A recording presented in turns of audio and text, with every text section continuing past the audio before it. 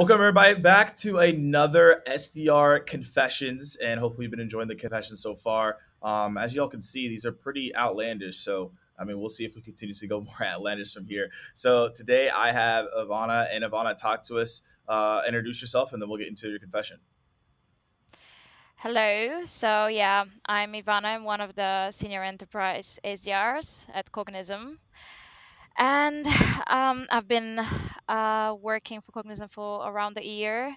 And after a year of SDRing, my confession is that um, I still sometimes get upset after a very bad cold call. Feel a bit down after that. Yeah.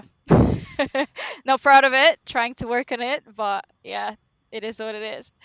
Well, let's unpack that because I feel like probably the majority of people listening in they might get upset of a cold call from time to time. Can you like walk through a scenario where you did get upset and how did you handle it? Yeah, I'll give my most recent example. So you get the perfect account. You've been working for 6 months and you found finally the pain point, the use case for your product. You've been referred back and forth through, like, for example, like 6K company.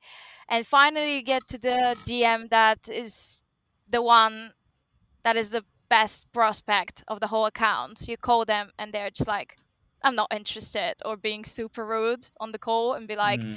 I don't wanna just send me an email, or like I'm not interested in having conversation, or whatever you're selling, I'm not buying it. Bye bye, Yeah, and yep. just hang up the phone. And you're like, okay, what do you do Like, now? what do I do? Yeah. And yeah, and sometimes I still get upset after it. Yeah. Reasonably so. I mean, that's a part of the game. So let's go back. We talked about being upset. So how do you handle that? And what is your advice for people that are listening in? Mm, so to be honest, my advice is like quicker you make your next call, the better. Honestly, like I personally, after a very bad cold call, I take a minute and just like watch funny dog reels on social media to beg more, to get Okay, that's my one way my, to go my about it. yeah. But honestly, like, my advice will be, the sooner like you move forward and the quicker that you make your next call, the better. Because when you realize that a bad call is not a bad day, and a bad day is not a bad week, and a bad week is not a bad month, and a bad month is not a bad SDR, the better. Yeah, yeah. So it's just a bad conversation, and it doesn't mean that the next one will be great. So I personally tend to take a step back, breathe, and make my next call as soon as possible.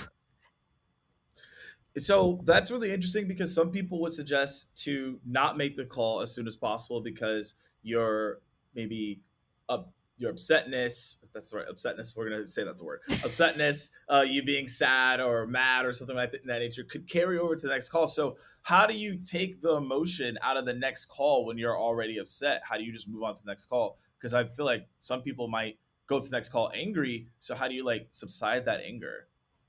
So, as long as you understand that it's not personal, and when someone is rejecting you on the call, it's not rejecting you, it's rejecting the product, or the sometimes that they don't know what they're rejecting because they didn't even listen to you. So, s- s- taking a minute to just like focus on your wins, I would say. And just, I personally go by the law of averages, and I'm like, okay, great, if I had five bad calls in a row, then the sixth one, then a good one is coming. So I yeah, stats don't lie. I'm not gonna lie. So as you keep going, it's like, that a good cold call is coming. Yeah, I mean that makes sense because like at the end of the day, like at some point it's going to work, right? It's not always going to be like a failure or like you're going to get run up against something. I agree with that as well. How did you get to the point where you saw it as a win? Because most people starting out they might just see that loss as a loss, and close their laptop, go home, and cry and be like, I never want to do this again, right? So how are you not doing that beyond just the numbers? How did you mentally get there? Was it like a yoga exercise? Like, what were you doing? So yeah, I focus on my wins. So I go and I listen one of my best cold calls that I've done to bring back my confidence, and just the beauty of cold calling is that no call is the same as the other, and every person sitting at the other side of the phone is different.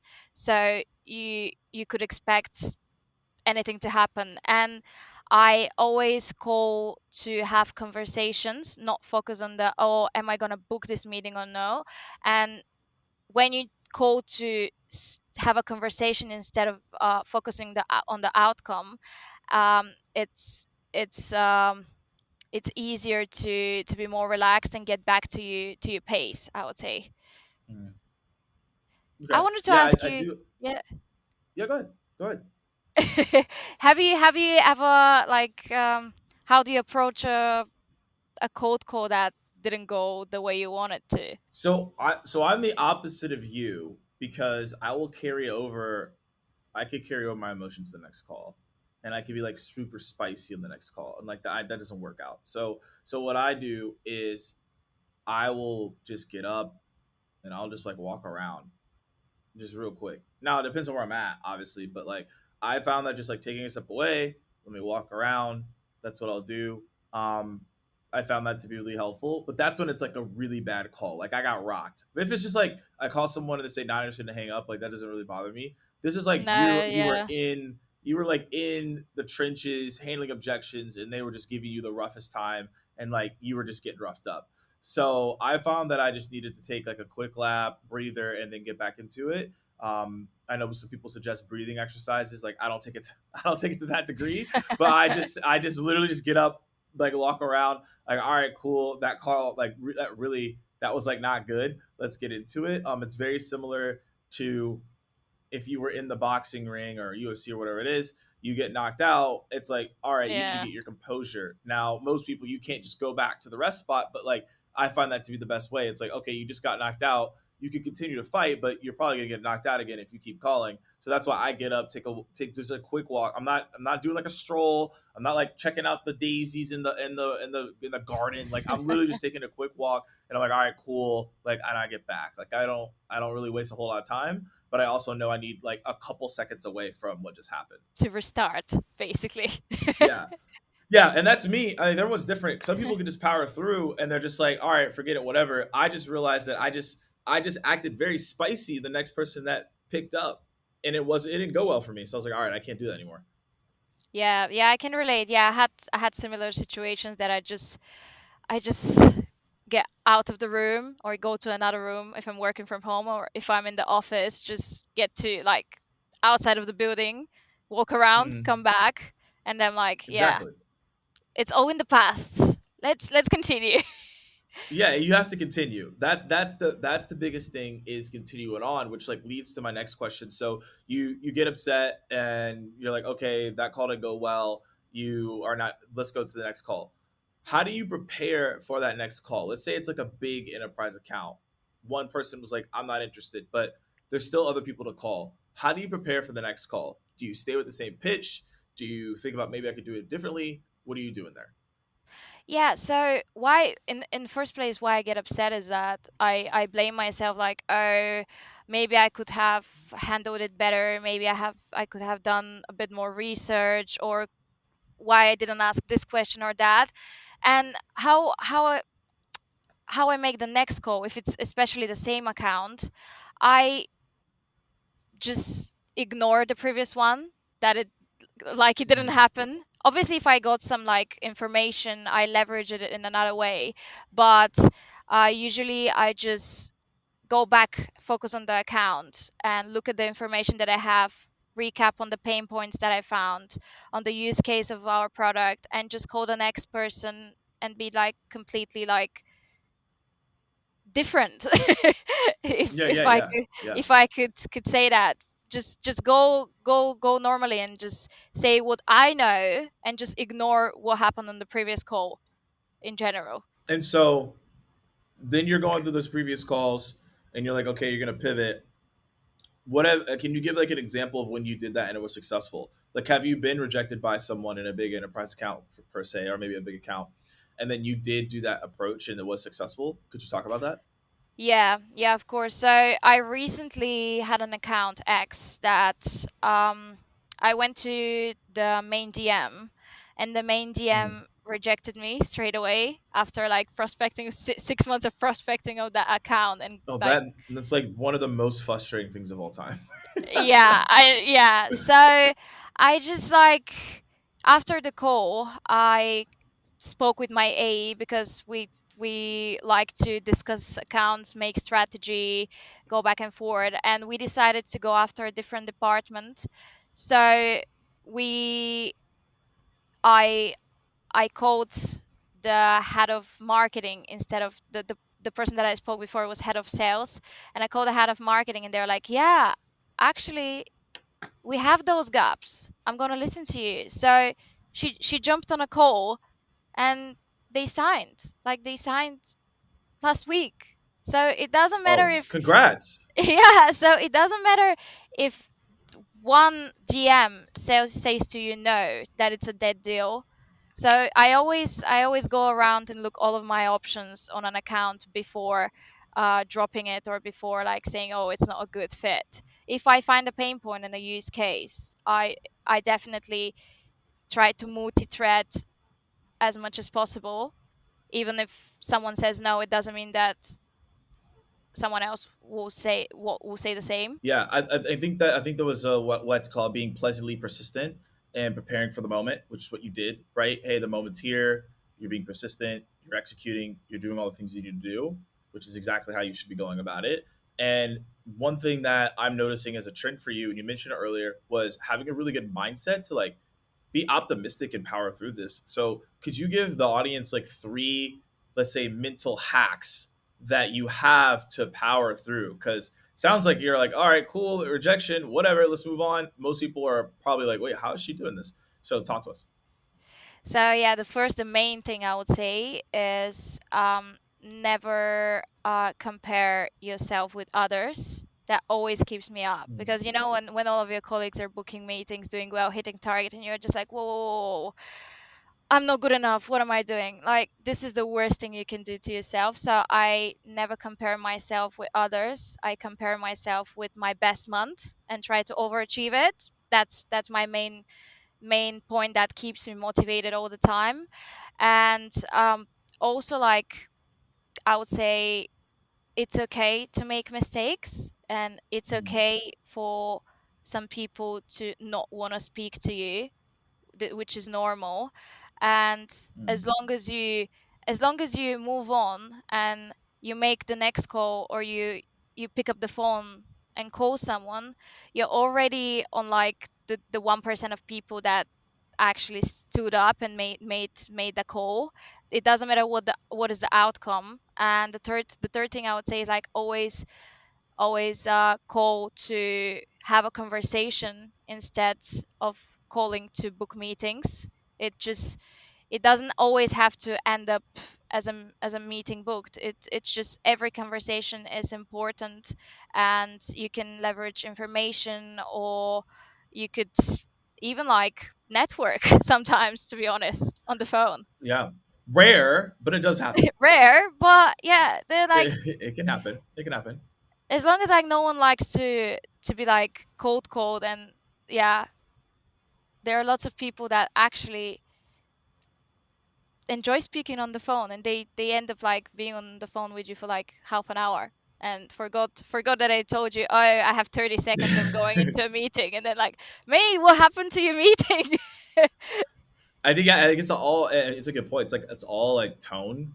At the end of the day, Yeah, like your tone, your confidence, your inflection, those all matter, and people pay attention to it because they're like, oh yeah, this is interesting. Like, let me hear more about what this person has to say, right? Which is important. yeah. And also, like, I would say personally, as an SDR, not everyone does it, but I always do my research before picking up the phone. So I just see like have a quick screening on the person, or on something. So on the phone, I Mhm. kind of know how to, when they pick up the phone, how to level on their with them, with their tonality, with their responses. If they're talking a lot, I tend to talk a lot. If they're really like short and concise, I try to cut my wording as well, or pause a bit. And yeah. Have How you do you I wanted how do to you yeah, no, go ahead, ask your question. Yeah, I wanted to ask you, what is have you experienced a time of like being upset after a very bad cold call? Yeah. I think everyone has, but it's interesting to look back at it. So this was like I think this was 5 months into yeah, this was 5 months into my role. And it actually has a pretty interesting story to it. So I called this guy and I did like my typical introduction, and he was like, okay, so the, so I'll give you context. So the company's name was called Terminus. For those who are listening in, I don't think this is I don't think you'll have this in Europe. There's a company called Terminex, and it's an extermination company, like a bug extermination company. So when we would cold call people and say Terminus, people thought we were extermination for bugs, right? So Terminex. So this person thought that we were the bug extermination, right? And so I said, "Hey, my name is Morgan from Terminus. Like, you know, was ABM currently on your radar?" That was like our pitch.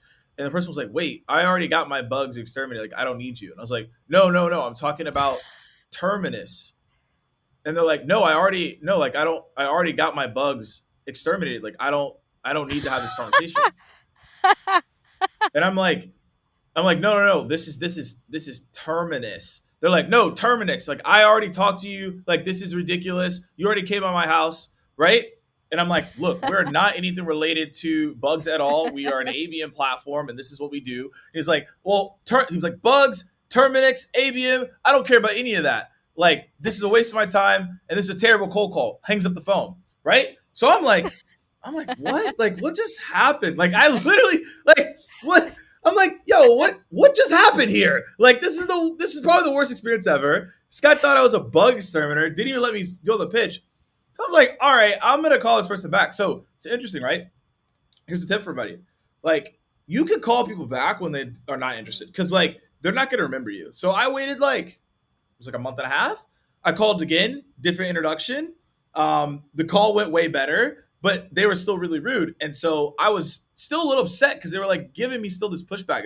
I didn't mention Terminus at all this time. I decided not to bring that up this time, and so he he's like, all right, this sounds a little bit interesting. Give me 30 seconds. Give me your 30-second pitch.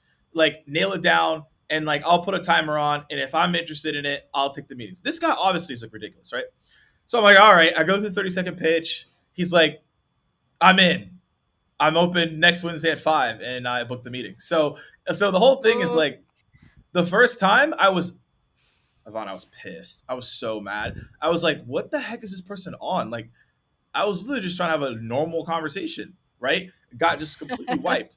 And I was like not happy about it. But then I was like, all right, like what could I learn from this? And I was like, let me do a different approach. And I came from a different approach, and that was good. But yeah, I think a lot of people sometimes there's a double tap out there. They'll say like, oh, well, if they hang up on you, call them again. I'm just not a huge proponent of that because like that's how I typically you could get rocked if you're not careful. But yeah, that's my story of like just getting. I was so mad. I was like, I'm probably never call this person again. But I was like, oh, I'll give him another shot. So that's what happened. Yeah, that's so Wild, fun. wild, Yeah, similar wild. thing happened to me. I called a prospect, and she told that I'm from a company called similar to Cognism but with different spelling. Mhm. And she was like, yeah, I have a meeting booked with you guys, like uh I think you were our client or something. I'm like, no, we're not. And she was like, yeah, pretty sure I'm not. And I literally spelled the company name. And she was like, no, no, no, no, pretty sure we have a meeting booked, bye bye. So next time I called You're like her, what? and I'm like, okay, cool. And next time I called her, I was like, hi, this is Ivana. I didn't tell her from which company, and I Right. went from I'm calling from a company that does that.